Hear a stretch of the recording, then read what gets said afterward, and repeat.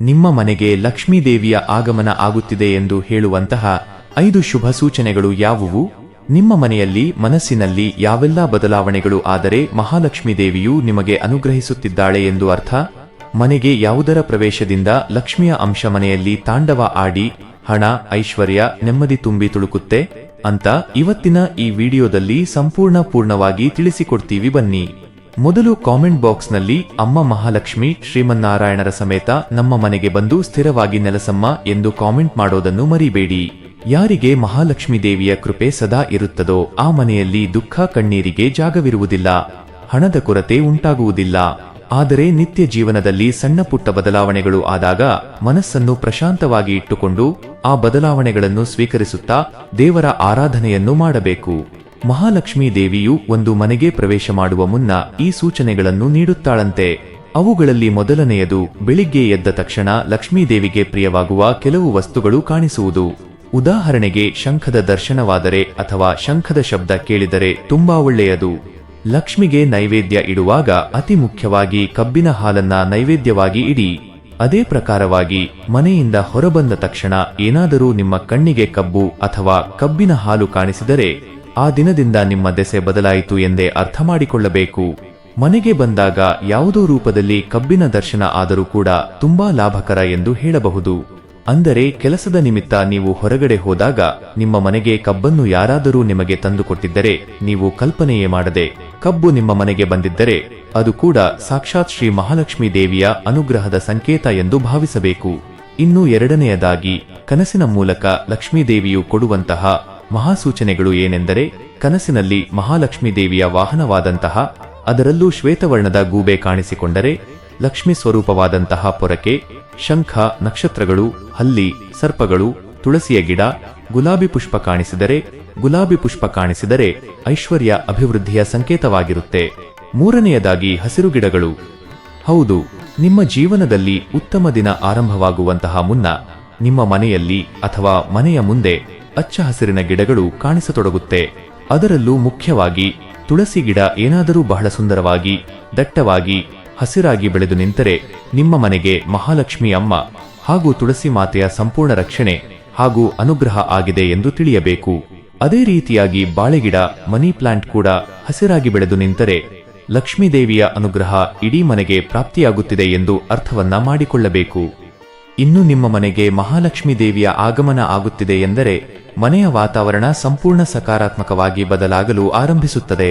ಅಂದರೆ ನೀವು ಯಾವುದಾದರೂ ಕೋರಿಕೆ ಅಥವಾ ಕೆಲಸ ಆರಂಭ ಮಾಡಲು ನಿಂತರೆ ಆ ಕೆಲಸದಲ್ಲಿ ಸಂಪೂರ್ಣ ಯಶಸ್ಸು ಉಂಟಾಗುವುದು ಅಥವಾ ಮನಸ್ಸಿನಲ್ಲಿ ಏನಾದರೂ ಅಂದುಕೊಂಡರೆ ಅದು ನಿಜವಾಗುವುದು. ಹೀಗೆ ಅಷ್ಟೇ ಅಲ್ಲದೆ ದೇಹದಲ್ಲಿ ವಿಶೇಷ ಚೈತನ್ಯ ಬಂದು ಆರೋಗ್ಯ ವೃದ್ಧಿಯಾಗಿ ನೀವು ಮಾಡುವಂತಹ ಕೆಲಸಕ್ಕೆ ಮತ್ತಷ್ಟು ಬಲ ಬರುವುದು.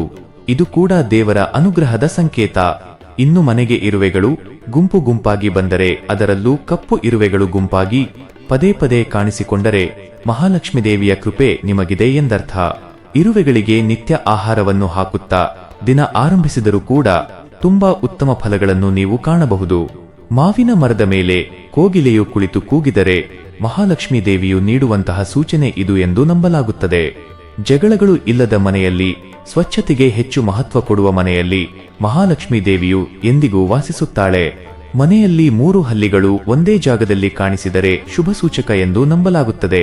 ಮನೆಯಿಂದ ಹೊರ ಹೋಗುವಾಗ ಗೋಮಾತೆ ಕಾಣಿಸಿದರೆ, ಕೂಗುತ್ತಾ ಹಾದು ಹೋದರೆ ಆ ದಿನವೆಲ್ಲ ನೀವು ಮಾಡುವಂತಹ ಕೆಲಸದಲ್ಲಿ ಯಶಸ್ಸು, ಹಣದ ವಿಜಯವನ್ನು ಸಾಧಿಸುವಿರಿ.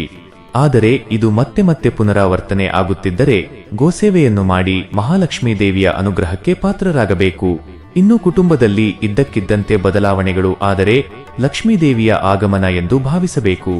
ಅಂದರೆ ಒಬ್ಬ ಕುಟುಂಬದ ಸದಸ್ಯರನ್ನು ನೋಡಿ ಇನ್ನೊಬ್ಬ ಸದಸ್ಯರ ಮೇಲೆ ಗೌರವ, ಪ್ರೀತಿ ಹೆಚ್ಚಾಗುವುದು.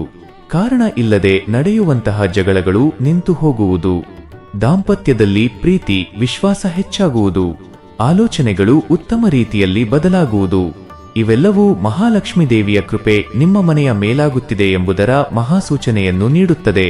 ಹಾಗೆಯೇ ಮನೆಗೆ ಅಳಿಲಿನ ಆಗಮನ ಆದರೆ, ಸಾಕ್ಷಾತ್ ಶ್ರೀರಾಮ ಪ್ರಿಯ ಅಳಿಲು ಪದೇ ಪದೇ ಕಾಣಿಸಿಕೊಂಡರೆ, ಮನೆಯ ಹೊಸ್ತಿಲಿನ ಮೇಲೆ ಓಡಾಡಿ ಅಳಿಲುಗಳ ಕಾಲು ಅಥವಾ ದೇಹ ಆಕಸ್ಮಿಕವಾಗಿ ನಿಮಗೆ ಸ್ಪರ್ಶವಾದರೂ ಕೂಡ ಮಹಾಲಕ್ಷ್ಮೀ ದೇವಿಯ ಆಗಮನ ಅಥವಾ ಆ ದೇವಿಯ ಕೃಪೆ ನಿಮಗಾಗಿದೆ ಎಂದು ಅರ್ಥ ಮಾಡಿಕೊಳ್ಳಬೇಕು. ಅಳಿಲುಗಳಿಗೆ ಆಹಾರವನ್ನು ನಿತ್ಯವೂ ಇಟ್ಟರೆ ಲಕ್ಷ್ಮೀ ದೇವಿಯು ಪ್ರಸನ್ನಳಾಗುತ್ತಾಳೆ. ಹಾಗೆಯೇ ಗಿಳಿಗಳು ಮನೆಗೆ ಆಕಸ್ಮಿಕವಾಗಿ ಪ್ರವೇಶ ಮಾಡಿದರೆ ಶುಭಕ್ಕೆ ಸಂಕೇತವೆಂದು ಭಾವಿಸಿಕೊಳ್ಳಬೇಕು. ಗಿಳಿಗಳಿಗೂ ಕುಬೇರ ದೇವನಿಗೂ ವಿಶೇಷ ಸಂಬಂಧವಿದೆ ಎಂದು ನಂಬಲಾಗುತ್ತದೆ. ಅಷ್ಟೇ ಅಲ್ಲದೆ ಗಿಳಿಯು ಮನ್ಮಥನ ವಾಹನವೆಂದು ಕೂಡ ಹೇಳಲಾಗುತ್ತದೆ. ಬುಧ ಗ್ರಹಕ್ಕೂ ಗಿಳಿಗೂ ಸಂಬಂಧವಿದೆ ಎಂದು ಕೂಡ ನಂಬಿಕೆ ಇದೆ. ಇನ್ನು ಆಮೆ ಏನಾದರೂ ಮನೆಗೆ ಪ್ರವೇಶವನ್ನ ಮಾಡಿದರೆ ಅಥವಾ ಹೊಸ್ತಿಲಿನ ಮೇಲೆ ಓಡಾಡಿದರೆ ಆ ಮನೆಗೆ ಮಹಾವಿಷ್ಣು ಹಾಗೂ ಮಹಾಲಕ್ಷ್ಮೀ ದೇವಿಯ ಅಂಶ ಪ್ರವೇಶ ಆಗುತ್ತಿದೆ ಎಂದು ಭಾವಿಸಬೇಕು. ಮಹಾವಿಷ್ಣುವಿನ ಅವತಾರಗಳಲ್ಲಿ ಆಮೆಯ ಅವತಾರ ಕೂರ್ಮ ಅವತಾರವೂ ಕೂಡ ಒಂದು.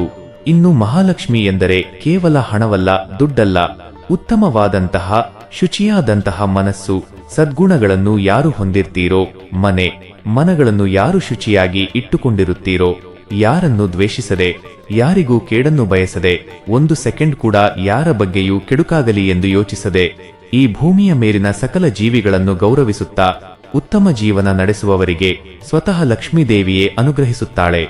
ಇಂತಹ ವಿಶೇಷ ಮಾಹಿತಿ ನಿಮಗೆ ಇಷ್ಟವಾದರೆ ತಪ್ಪದೇ ಒಂದು ಲೈಕ್ ಮಾಡಿ.